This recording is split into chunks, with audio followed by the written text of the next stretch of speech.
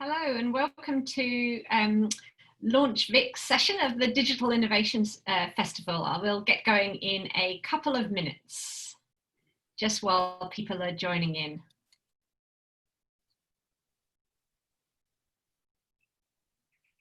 Fantastic. Welcome everybody. I'd like to begin by acknowledging the traditional owners of the land upon which we meet, the many lands upon which we meet, and pay my respects to elders past, present and emerging. For me, it's the Wurundjeri people of the Kulin Nation, and in particular I'd like to pay respects to elders of that nation and also to the emerging entrepreneurs that are across our community. My name is Kate Cornick and I'm the CEO of Launch Vic, the agency responsible for growing Victoria's startup ecosystem. We're very proud to be presenting our Startup Day program as part of the Digital Innovation Futures put on by the Victorian Government. Minister Pulford, the Minister for Employment, Small Business, Innovation, Medical Research and the Digital Economy, passes on her apologies. She can't be with us here today, but she's ably represented by her Senior Innovation Advisor, Grace Bird. There are currently over 2,000 startups in Victoria focused on technology and to address real challenges, businesses that are highly scalable and disruptive and creating a very important part of our economy.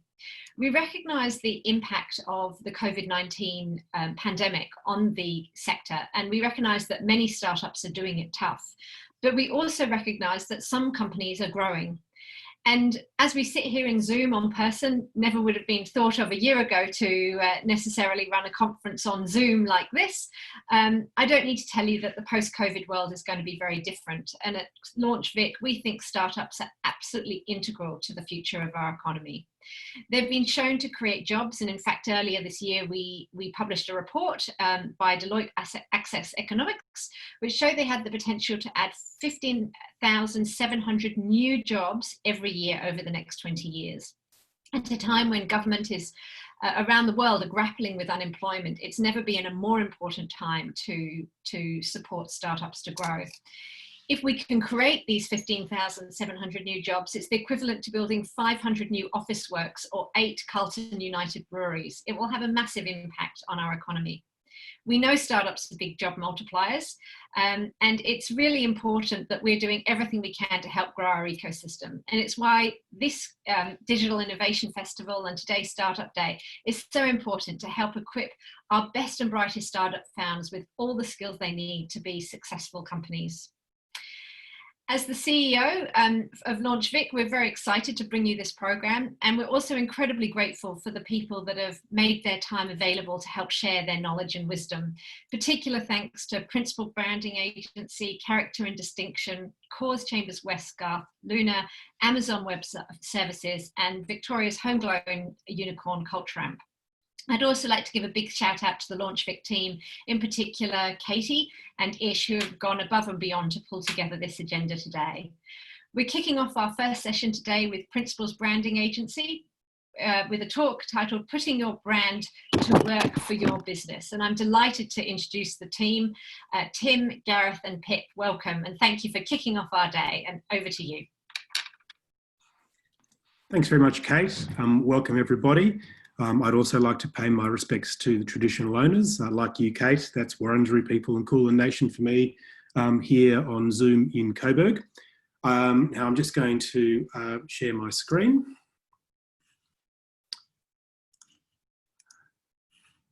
Just checking that's okay for everybody. Yes, I see some nods. Thank you. So yes, I'm Tim. I'm joined by my colleague Pip, who's the creative director of our Melbourne studio, and Gareth, who works with me in the brand strategy team here at Principals. Over the last few years, we've worked with a lot of organisations sort of in and around the sort of world I think that you inhabit, including not least Launch Victoria, with the PSMA, with car sales, CSIRO, PEXA, but also organisations like the Royal Melbourne Hospital and the Australian Red Cross. So we sort of have experience of this world of branding from the perspective of a range of different sorts of organisations. In terms of today's presentation, I'll do some slides for sort of 30 minutes. I know 30 minutes of slides on Zoom's a long time, so hopefully you're sufficiently caffeinated to cope with that. And then I think Gareth's going to be driving the Q&A channel that you can see in your Zoom interface there. As distinct from the chat channel, the Q&A channel is where you register kind of questions, queries, ideas for the presenters. And Gareth will keep an eye on those, and I'll do my sort of 30 or so minutes, and then we'll have some sort of Q&A after that until about 10 o'clock. So hopefully that works with everybody, and I'll get started. I will get started if I can advance my slide. Here we go. So look, branding's a big topic. It's a bit of a slippery kind of a topic. And we pulled together some thoughts that we think are particularly kind of relevant for people working in startups, but also in sort of scale ups. So those organizations that are just past that sort of first part of their life cycle, and in digital first businesses, because there are some branding considerations that apply specifically, I think, to digital first businesses. It'll be myself and Gareth doing most of the talking today. As I mentioned, sort of head up the brand strategy function, and I'm a director and a shareholder at Principles. Gareth works in my team, and also we are also joined by Pip Ireland, as I said, our creative director. The first thing to say about brands is that they're an important part of the value of any business. So there's lots of different sort of research studies on this and different ways of quantifying this. But, if you take businesses as a whole, brand value as a key form of intangible value accounts for about 20% of market cap of most businesses. For certain sorts of businesses, it's actually far, far higher. So businesses, for instance, that sort of rely primarily on their sort of trademarks and intellectual property for their business model, that can be a much higher percentage of overall market cap. Well-branded companies, strong brands, also return better to shareholders, partly because strong brands tend to command a sort of a price premium. And we all know in our daily lives that there are certain kinds of products and services that we're prepared to pay more for, wait more time for, or will always prefer over an alternative, because we have a sense of personal connection. And that sort of feeling of connection is the brand at work. So, when we talk about branding, oftentimes we might think of, logos or advertising campaigns. But really, I think we would say that the best way to think about your brand is as a component of your business strategy. And it's part of business strategy that's conceptually really closely aligned to your organizational culture. In fact, I'm sure we can all think of some brands that are primarily identifiable in terms of their business culture and a sort of a distinctive business culture, their values and so forth. I think if you think of a company like Atlassian, for example, a lot of what you think about when you think about that company is to do with their sense of distinctive culture, and that becomes an important part of their brand. So if you think about a classic kind of definition of business strategy, or way of thinking about business strategy, like the good old value disciplines, for example, of sort of operational excellence, of product superiority, of being customer inspired. I mean, this is a pretty classic business strategy way of understanding what drives success in any business. And, great businesses are good at all of these things, but nearly all of them sort of excel in one or other dimension of these. And the thing about sort of brand and the associated concept of culture is that they essentially build out and dimensionalize these critical kind of pillars of business strategy. So in terms of operational excellence, for example, brand is aligned to the concept of operational excellence because brand is a force for focus and consistency and clarity. And in terms of the cultural dimension of that, it's about efficiency, it's about streamlining, it's about true operational excellence. We think about sort of product superiority. Product superiority means an organization that wins because its product is somehow better than competitive offers. A lot of times in the land of startups or technology-oriented businesses, we're thinking with this kind of mindset. It's critical from a brand perspective, if we're playing in a product superiority strategy, that we achieve noticeable difference for the user in the product itself. Culturally, it means to sustain that noticeable difference at the product level, we need to foster a culture of innovation. We need to be prepared to fast fail, all those sorts of things that you guys are much more immersed in probably than we are. And then the third and critical dimension of business strategy, which has a brand dimension, is this concept of being customer inspired. And this is really about sort of a sense of real intimacy with the customer, of a distinctive customer experience, of the business really thriving because it's informed by customer intelligence and its staff are empowered to deliver sort of excellence in experience. I mean, we can think about this model, for instance, we can use this model to contrast the difference, for example, between, Qantas and Virgin. Let's rewind before the pandemic and before everybody's struggling and going broke. But we think about that difference, and we think about a brand like Virgin as very much sort of having its being, whilst good at everything, being grounded particularly in sort of customer inspiration and offering really unique character of customer experience historically, particularly relative to Qantas, which you may say is probably dominant mindset really around operational excellence. So we can see how business strategy, brand strategy, they're closely sort of intertwined. We would say really they're all part of that sort of the same strategy toolbox, and they're all important for organisations to be clear and focused around. In practical terms, what does the brand actually do inside your business? There's a range of things that a brand does for you, and a range of ways that you should be able to use your brand. I'm going to talk a little bit more in this presentation, particularly around the concept of differentiation as perhaps the most important thing for people to think about, particularly startups to think about. But really what a brand should do is having a clear sense of your brand will help you organise and prioritise. It'll help you choose and focus and filter in your business between things that are consistent with what you aim to be famous for and things that aren't. Understanding the brand is also critical to being able to communicate, set expectations and convey value to customers, to employees, to partners. I mean, we sometimes say that a strong brand is a promise that's consistently kept. So setting that expectation and delivering on it, the brand helps define what that is. Oftentimes we talk about the brand in terms of a customer promise. Of course, brands are about competitive differentiation. This is the topic I'll expand on a little bit more in this presentation.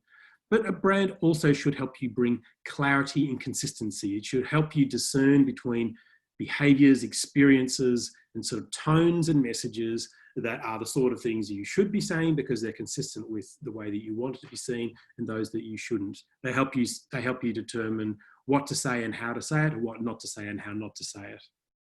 And also brands are about the sense of pride and confidence in staff.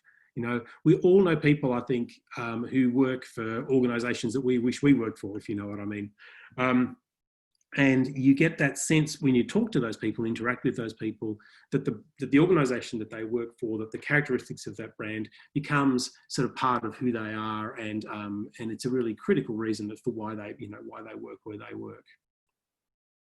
Let's talk specifically about differentiation. And you might say that branding really is the art of making those differences meaningful and powerful and making them matter to the audiences that you're pointing them at.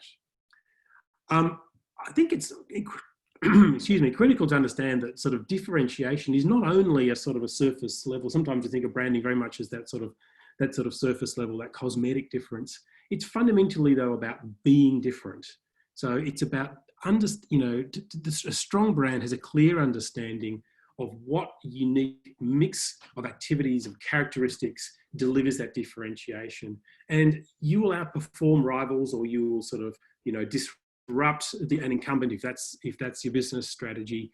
When you can establish that difference, when you can preserve that difference, and when you can present your branded offering as different and better to a competitor, to an incumbent. So differentiation is really critical. It's really at the core.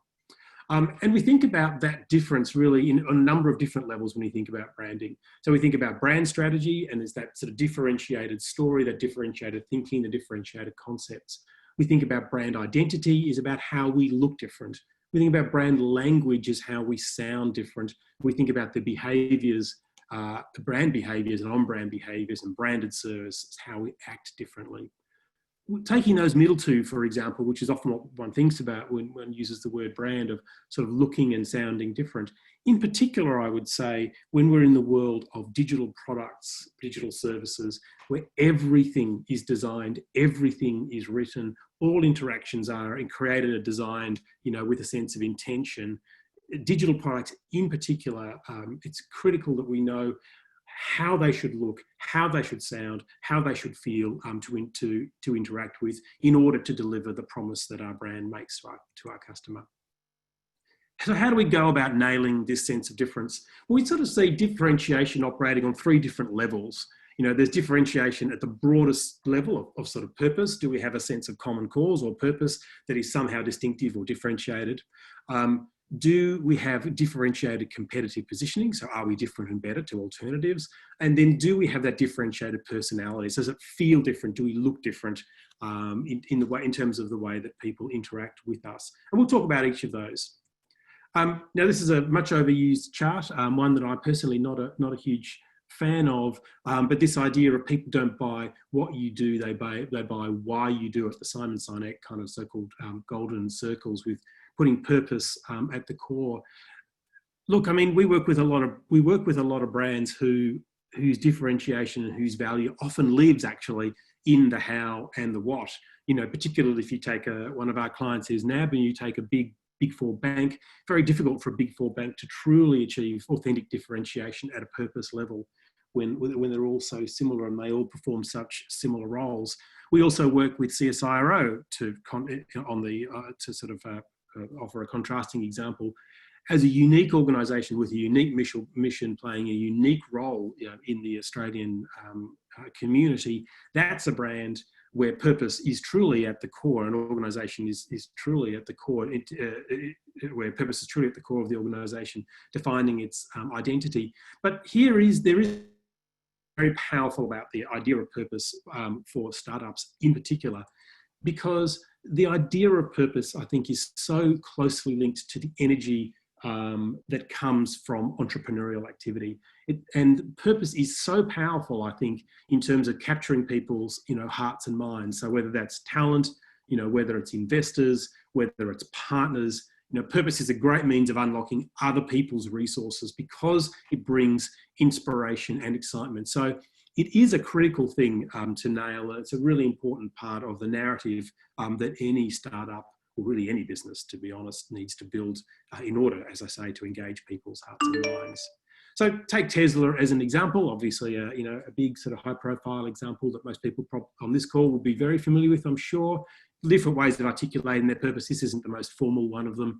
But this big idea, so helping the world move from a mine and burn hydrocarbon economy to a solar electric economy with a complete solution that encompasses mobility, that encompasses energy capture and storage, is a big idea. And it attracts people to a company like Tesla and attracts capital to a company like Tesla in a way that transcends just another car company. We may think of them primarily as cars, but there's a whole lot of people from investment, talent, partnership point of view, engaging with Tesla, not because of the fact that they build quite fast and quite good looking cars, but because they are making a significant change in the structure of the economy, in the structure of society. So that bigger, broader sense of purpose is very powerful and very important. Purpose is also quite a daunting and challenging thing to sort of get to grips with. So I'll offer a couple of practical things that we tend to use to do that when we're working with organisations to help define purpose. We like to think of purpose in a way as an energy source.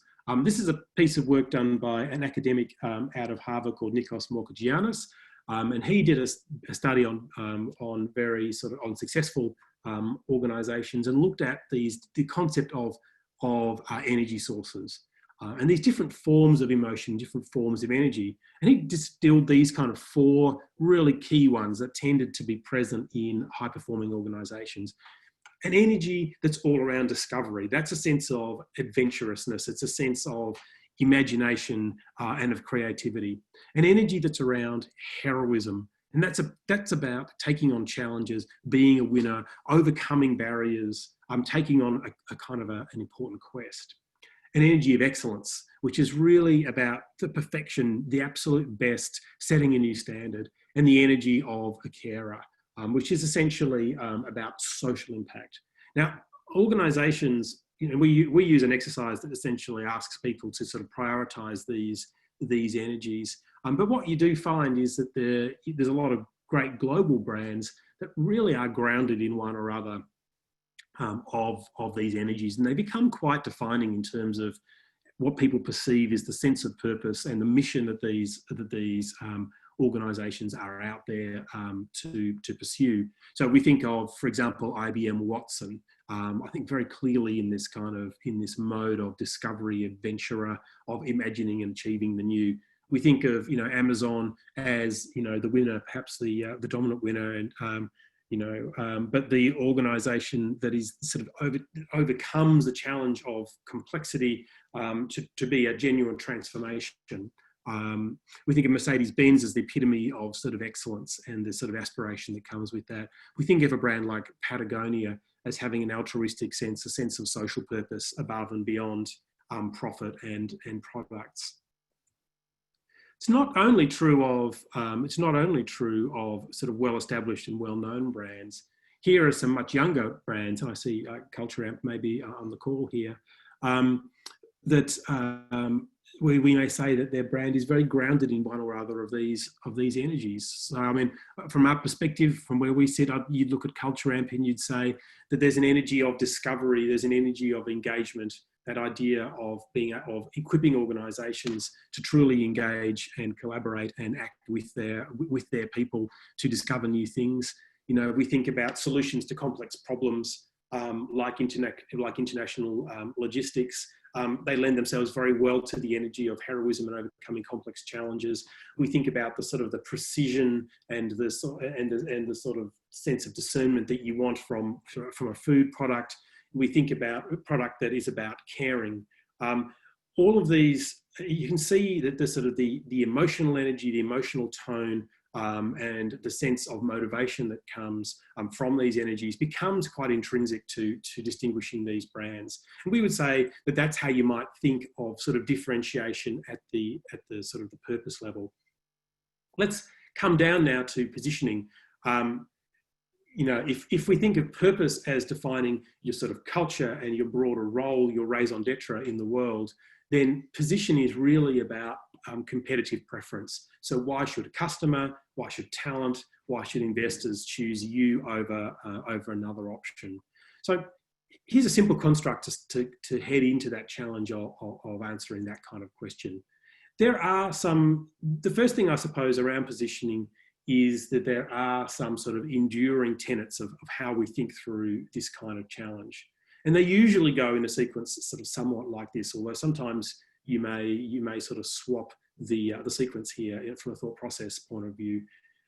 To have clear positioning, you do have to have a clear understanding of the target audience that you are appealing to. Their needs, their motivations, in particular their unmet or underserved needs. We also need to understand that target audience, that target user, in terms of the job to be done. Now, I'm sure this is a concept and a construct that you're extremely familiar with and applying to your businesses all the time. But it is important to truly understand what it is that the customer is aiming to achieve, not only in terms of your sort of product characteristics, but in terms of the actual outcome. Oftentimes, we find that the customer, a differentiated perspective, an original take, an original framing of that customer job to be done is critical to understanding how a new offering can compete with incumbents, and oftentimes not directly like for like incumbents, but by offering a different and superior solution. So understanding jobs to be done is a really critical thing to do, and really understanding the insights that surround that job. Then once you understand that target audience, that job to be done, then you truly have a platform for understanding the competitive frame, which is who or what we are genuinely up against, and how you have to construct your story to present an alternative that's different and better. Then finally, you can distill that into some form of sort of proposition or sort of buying idea or value proposition. But broadly speaking, we need that type of thinking. We need to understand the person, we need to understand the job, we need to understand the alternatives they have for achieving that job, and then we need to bring that to a point in a value proposition or a buying idea that articulates what makes us superior. Just to let you know out there, I can see on my little, on my Zoom panel, I can see that there's Q&A questions and so forth coming up. Unfortunately, I can't see them. My colleague Gareth is curating those, so we'll come to those shortly. A good way to start thinking about that competitive advantage, so that last circle, that sort of value proposition, here's a simple construct to start to think about this. Sort of better, faster, happier, cheaper.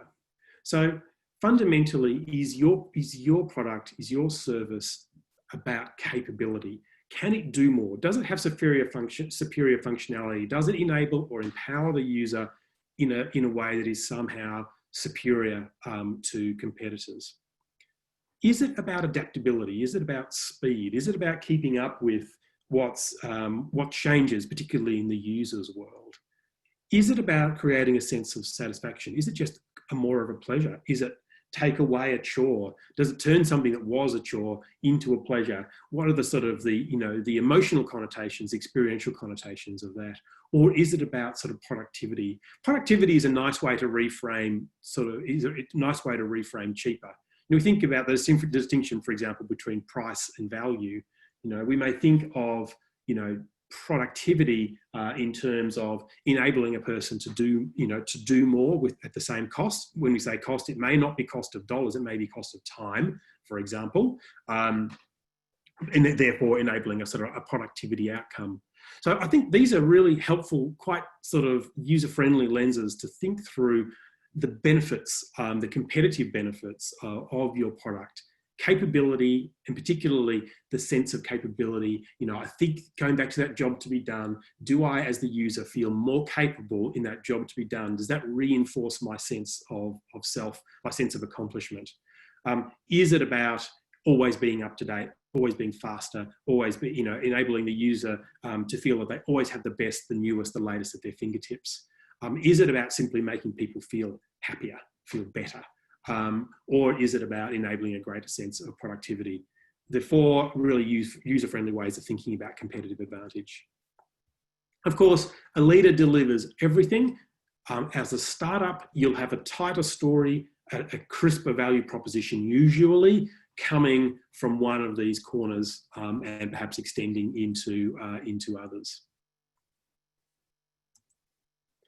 The thing that we would flag at this point is that it's really easy, and it's particularly easy, I think, when we are talking to new companies or even big companies who are thinking about new products, and particularly have a very product-centric view of the world.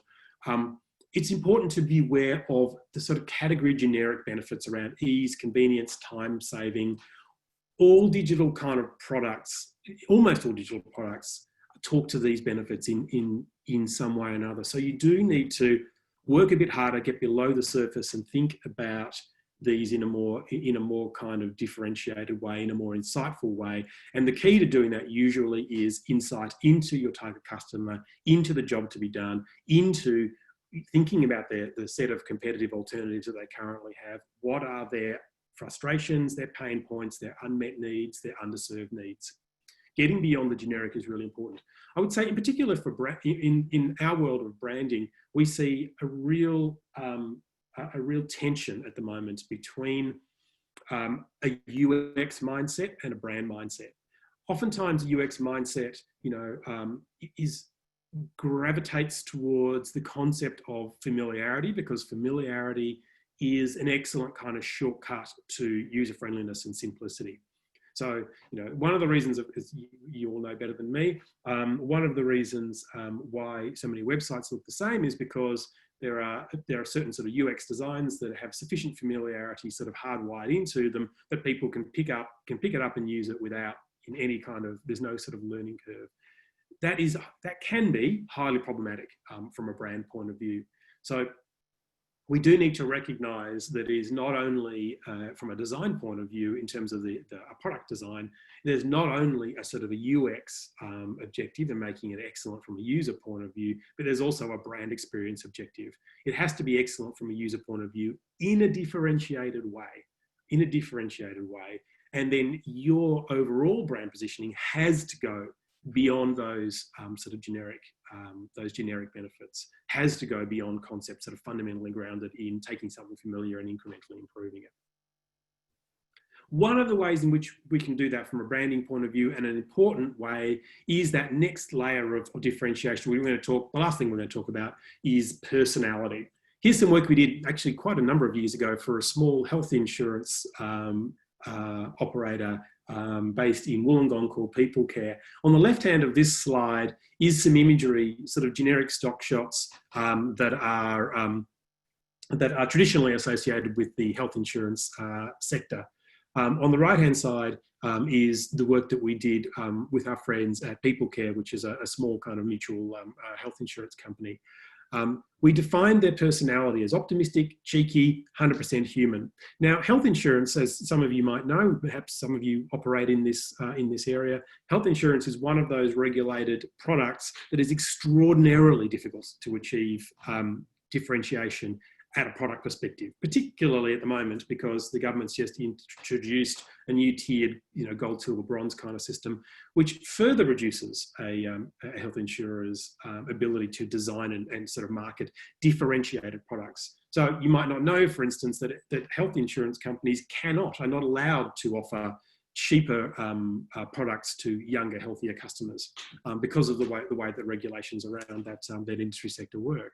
So in a market where there's a high level of constraint at the actual product level, then we have to work extra hard at the personality level to deliver a distinct sense of not only difference, but a sense of human connection. So when we do this well, the personality of the brand enables the brand to feel more relatable. So in a world, for instance, where your users and customers might feel that the available alternatives are very sort of institutional or not very user-friendly, personality in and of itself can be a way to sort of break through that, to communicate in a way that is distinctive, to create a sense of connection, even though you may be prevented from having product level differentiation. This is not just a messaging issue. So this, as I'm sure many of you will recognise as the Headspace app, it's a great example, I think, of a digital experience that has personality imbued within it. Headspace is synonymous with this kind of personality. The experience that you have is ultimately all about personality, I think. And as I said before, that in the world of digital products and digital services, everything has to be designed. It's a bit like an animation versus a live action film. In a live action film, you can go and you can get so many cues and clues for the viewer is in, say, a location. In animation, every single thing has to be designed. In a digital product, it's the same. Every one of those decisions should be informed by the personality of the brand, the tonality of the brand, the way that we write, the micro interactions, the way that the writing style leads the user through the experience. All these things are really integral to delivering a well-branded digital product. It's not just the overarching messaging, it's also in the product itself. Finally, we think about, just to round all this up, and to get sort of into the tangibles for a minute. So what exactly do you need? What do you get? What do you make? In a branding project. This is some work that we did for PSMA, the Public Sector Mapping Authority. I think the A stands for, if I remember correctly. They are the custodians of Australia's location data drawn from all the state and federal government data sources. They manage an extraordinary digital product called Geoscape that some of you may be familiar with. We've been working with them over the last couple of years, and this sort of slide summarises what we make as a branding agency, what the client buys in a branding project. You buy a framework. So this is the way that we would structure a branding framework. This looks at both the organisation and the product level of the brand. In this case, we helped them define the organisation in terms of their sort of purpose and values, as well as giving them a brand idea and defining their personality. And then we worked with them at a product level to distill the product level value proposition, the product level attributes, or sort of key messages, key principles applicable at the product level. Perhaps when we move to Q&A, Gareth might like to talk a little bit about that because that's the project that he led. We also create a design system for them. That design system gets used in the development of the products, the product interfaces. It also gets used in the creation of communications. They've just revamped their offices. It gets used essentially to address the office. And then also the cultural sort of outcomes. So purpose and values are being used by their people and culture team to help rebuild and reshape culture, to attract new talent. It underpins their EVP. So a piece of work in branding will deliver you a sort of a framework that organises all those ideas that we spent a lot of this presentation sort of talking about, that organises purpose, that defines the positioning and sort of propositions, and then defines the personality really clearly. It translates that into a system, a design and language system that wraps and creates a layer on top of, you know, all interactions with the organisation or with the product. And then that gets ultimately sort of documented and ready to be deployed. You know, for a startup, this can be quite a small, sharp, you know, process that has, you know, very, you know, short, sharp, contained, you know, set of tools. For large and complex organisations, these things become, you know, quite large and quite sprawling in their sort of scope and scale. But getting some structure and getting the tools in place is really what this is about. Finally, just to sort of segue into the Q&A, we like to say, this is a nice quote that we use sometimes, that it reflects, I suppose, that idea of the framework and the toolkit, which is to say that oftentimes when you think about building a brand, it's a bit like bird building a nest. You know, you're picking up bits and pieces, you're picking up, you know, pieces of your product strategy, you're picking up pieces of your culture, you're picking up pieces of your founder's ethos, picking up sort of insights, you know, about the user and about the job that they do, and you're sort of knitting them all together into a coherent whole, something that has sort of value above and beyond the, you know, the component parts. So that's my branding rant. I'm going to I'll stop sharing, which means I think I can see the Q&A and chat channels. So over to you for questions and comments, and let's start the conversation. Yeah, so I think firstly, there's been a few comments in the chat, and just to reiterate, I think Ish has put in a link to the YouTube channel where this will be sort of uploaded within the next week or so. So if there was anything you wanted to come back to, you can check on there. We've had a few questions come through, which is awesome. If you have any more, please sort of jot them down in that Q&A function.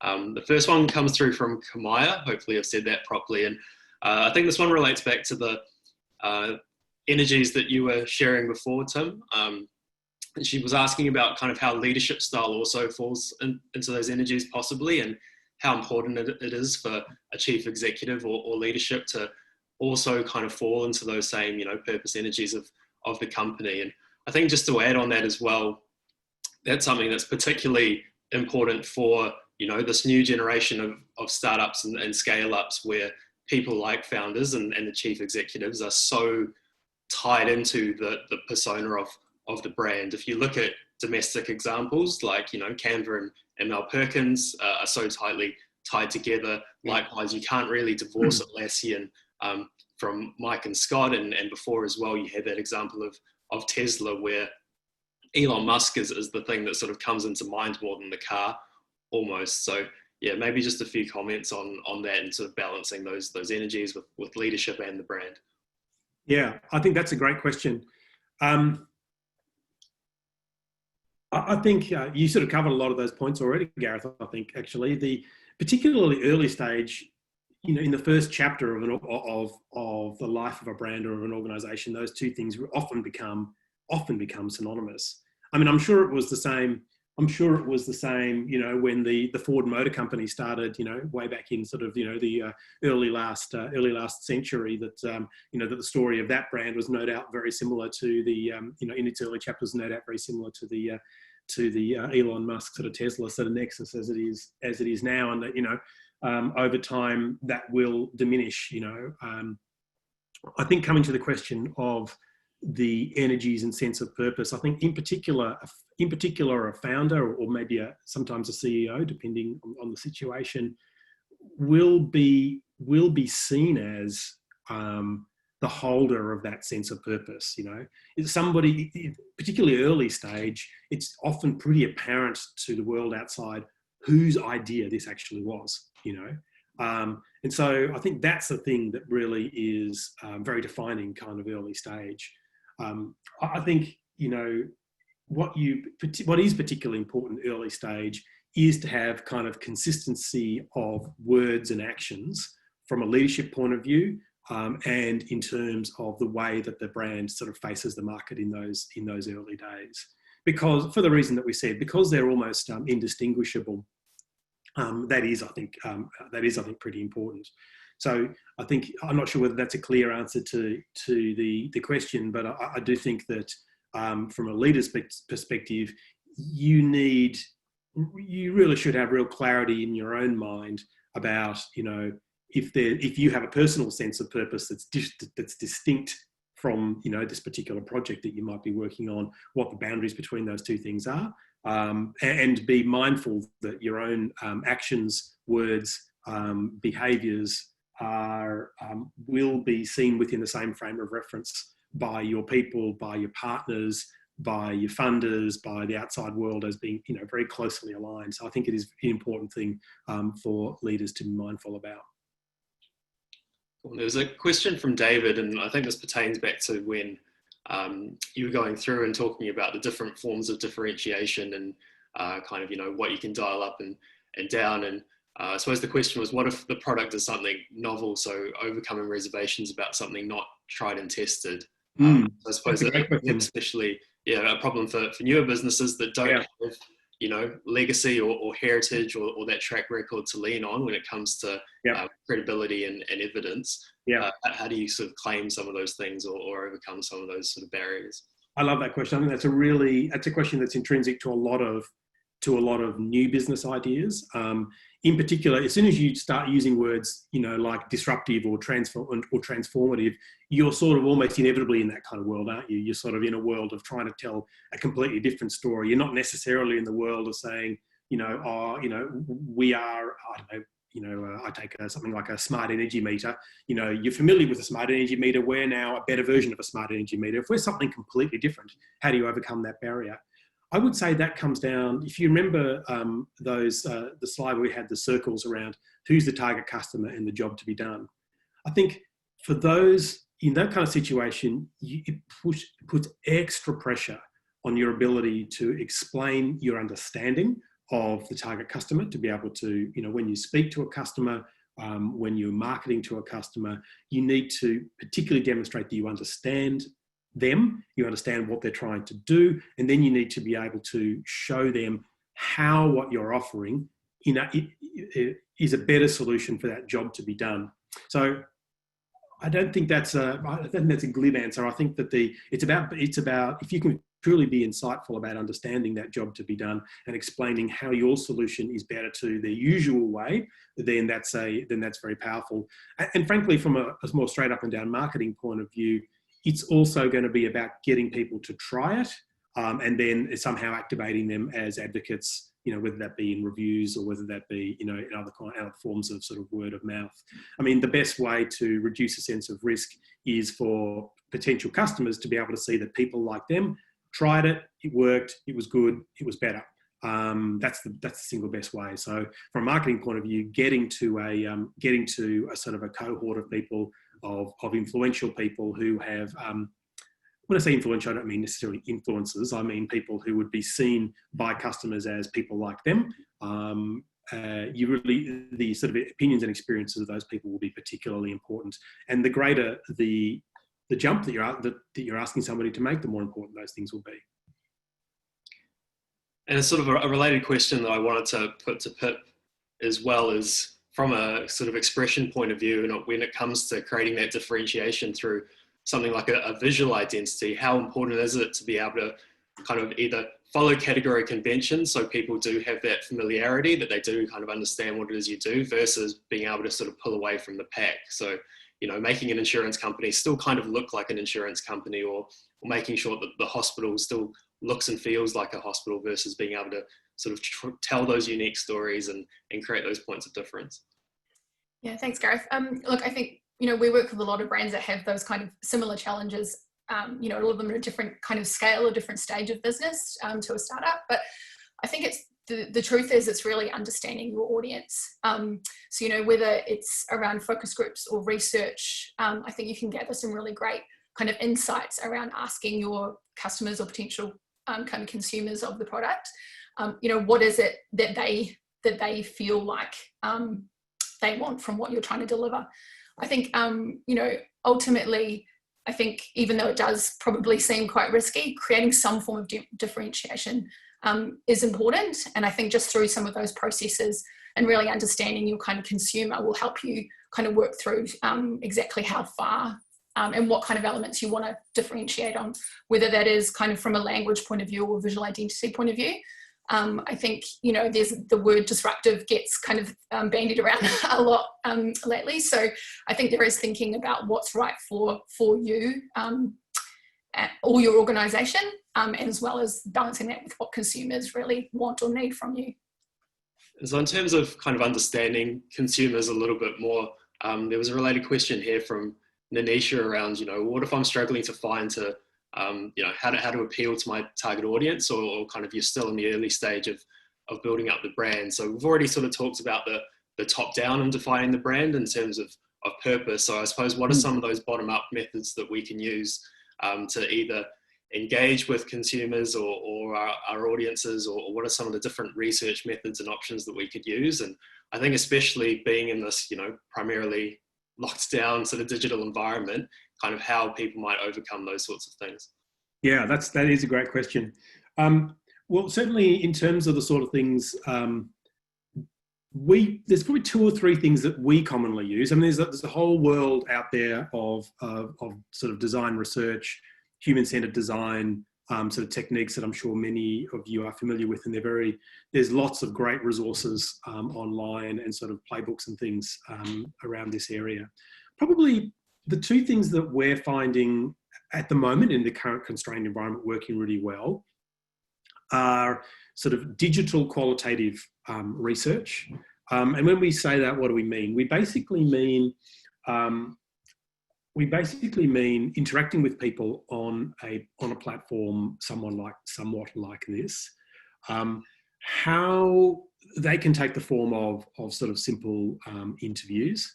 But perhaps more interestingly, in particular, when you're trying to understand a person's behaviour and their needs, and you're not just it's not a question really of asking them for their opinion about something, but oftentimes what we're doing at the moment is giving them sort of tasks, or getting them to write sort of reflections on things. So we use an online research community tool for this purpose. We will recruit people onto that platform, although you can easily use platforms as like Instagram or Facebook, you know, for this purpose, quite honestly. And we'll give them a set of tasks, often it might be for a 4 or 5 day sort of period. We might ask them to think about, you know, the role that a certain kind of product plays in their life. I mean, we've been doing some work recently with a large retailer, actually, that Kate mentioned in the preamble, and we've run a community recently on sort of stationery, office supplies, and sort of technology, where we've asked people to sort of take photographs of, you know, of products like this or this in their house. We've asked them to talk about their most kind of the things that they love about those products, the frustrations that they have with those types of products. And people are terrific, I think, particularly at the moment in an ISO kind of environment, at actually sort of interacting on those digital platforms, documenting their lives, documenting their homes, you know, telling you stories about their experiences. There is and the skill, I think, from there is to have the insight to understand in those stories and experiences that people share with you, what are those kind of frustrations? What are those unmet kind of needs? What are those opportunities to make things better, you know, in one or other of those dimensions that we talked about before? You know, we talked about sort of happier, more productive, more capable, and so forth. And you can do that, I think, quite well by interacting with people online. So you can get them to reflect on their experiences, their kind of hopes, needs, aspirations in relation to these sorts of things. Then you can introduce them to sort of concepts and get them to give you feedback on them. So and it's a bit of a wanky term, but we might say that's almost like sort of a digital ethnography, really. And actually, the digital medium lends itself really well for encouraging people to open up and share their experience, in some ways in a better way than a sort of traditional kind of ethnographic research, where you'd perhaps go to somebody's house or go to their workplace and ask to observe them, which can be quite intrusive. At the moment, getting people to share those experiences on a digital platform works pretty well. So that's one. You might describe it as digital ethnography. It's basically about getting people to tell you the stories of their lives insofar as their lives intersect with the product or service that you're focused on. Second is the concept of co-creation. So this is the idea of including users, including customers in your product development processes.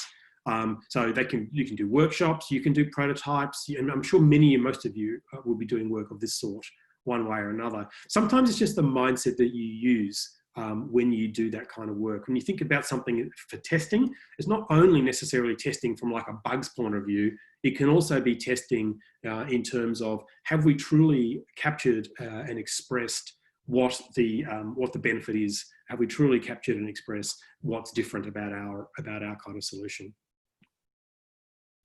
I had a question from Harv here, which also, while we're speaking about audiences, I'd like you to sort of both answer, both in terms of the strategic sort of answer and then the identity sort of answer from Pip is around, you know, how can you position a brand accurately when you're serving both B2B and B2C? And I suppose even within those audiences, you know, there's defined segments within those too. So when you have a business that's serving, you know, a very broad spectrum of audiences and very different types, how do you sort of consolidate and bring those together? So we'll start with Tim, sort of from a strategy level and from that level of thinking, kind of what sorts of things do you need to do? Well, with our friends at PEXA, we've been grappling with this recently, haven't we? Exactly. That's a very, very common challenge. Even quite small products and businesses can serve both audiences. First thing I'd say is it's really important to differentiate between the concept of the brand and the concept of a value proposition. It's almost certain that at a value proposition level, your B2C and your B2B value proposition are likely to be different, particularly if your product is a B2B2C. And often it is, I think many of you may well be in that kind of category.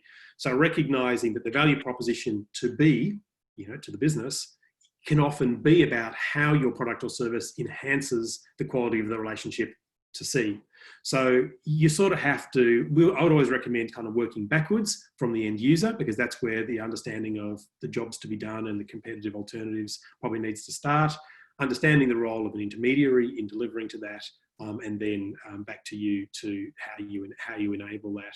But ultimately, you're going to end up with a framework where you've got an overarching kind of brand concept. You may have a family of value propositions that sit underneath that, targeting different kinds of customers. Ideally, you're going to want a degree of commonality of personality across those different value propositions. But this ultimately is, you know, where it segues into sort of having a brand identity that's sufficiently flexible to deliver consistency across both audiences. So over to you, Pip, on that. Yeah, I think, you know, when we look at this, we often talk about kind of dialing things up and down, and also kind of brand stretch. I guess those are the two kind of terms that we often talk about to kind of solve these kind of problems for businesses. And I think that really does depend on kind of, again, that kind of, there is your individual problem that you're trying to solve. But when we are creating identities, I think language in particular, so your tone of voice, your identity could stay the same for both audiences, but actually the messages that you're and the tone that you bring can be quite different. Or you could have actual stretch in your visual system. So you can kind of be much bolder and brighter, potentially from a consumer point of view, and then have a level of kind of sophistication and tone. I think you always have to ensure that you're delivering back on the strategy and that kind of core brand idea, or what you're trying to make yourself famous for. I guess that's that kind of key around making sure that to differentiate in your personality, you're always staying true to those parts of the strategy. But yeah, allowing the brand to have enough kind of assets and stretch within the visual identity and language system to accommodate kind of those differences and needs of those kind of quite different audiences. And what's generally a bad idea, particularly for small businesses, is to make more brands. That's usually doesn't end well, because it's quite challenging to get to a level of kind of professionalism and discipline around putting a brand into place. And if you've got multiple of them, it takes a significant degree of resource and expertise, to actually manage a portfolio in that way.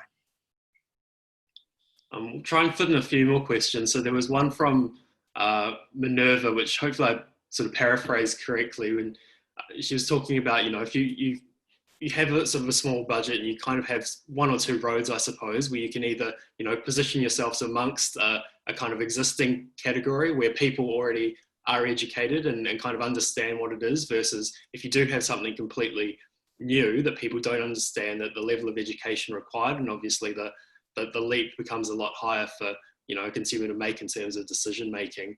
So how might you sort of balance that risk through brand, or use brand as that kind of lens to decide sort of which road you go down? That's a good question, and a real curly one, I think. I was actually talking a couple of weeks ago to a woman who was who's working at the moment on a kind of an ethically produced and sourced designer goods marketplace concept. And I think the advice I gave her, what she was grappling with was how broad versus how narrow should she go, should she focus? Because this question is kind of a question of how you grow, I think, is how you get from a starting position and step up over time to something that becomes, of scale and sustainable. One good way to think about this, I think, is in terms of communities of users. So you might think of you might think of a particular product or a particular need or a particular kind of customer as having a kind of a community around it. And I think that can be a really good way to start.